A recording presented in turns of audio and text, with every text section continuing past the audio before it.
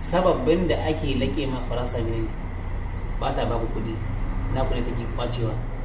ku dai neman rance na ku cikin na arzikin ku ne za a yi ba ta ba ku a ce an ranta muku magani da kuɗin ku ne za a aiko muku a ce an ba ku bashi shin ya zami mu biya ya zami kai ka biya ni in biya yaran masu tasawa su biya mu samu ilimi a gani yankin kuma mutane masu ta'addanci sai a zo a ce a wa'anda ba su da ilimi suke yin ta'addanci wanda bai da ilimi bai iya yin ta'addanci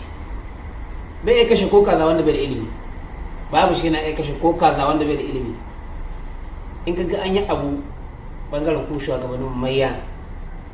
tashi hankali wanda ake yi sai mai ilimi shine ya sarrafa bindiga ya sarrafa duk wani makamin da cuta wani bawan Allah sai mai ilimi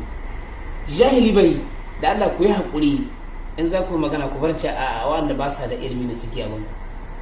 suke ta dabban suna ta dawa suna kashe mutane wanda bai da ilimi bai wannan shi da ke taya zai nemi abinci Allah ya bashi abincin da zai ci ma a bakin shi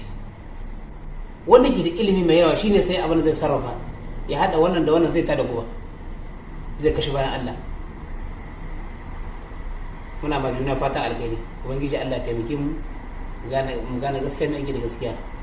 ya insha Allah wanda ke magana Muhammad Badar Sani zo da insha Allah duka muna gaida kuma ne fatan alkhairi yan uwa masu yin fafutuka a cikin yanar gizo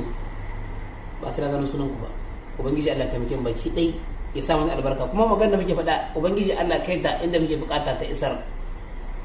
kuma ai aiki da ita ba mu faɗa ba a ji kuma a share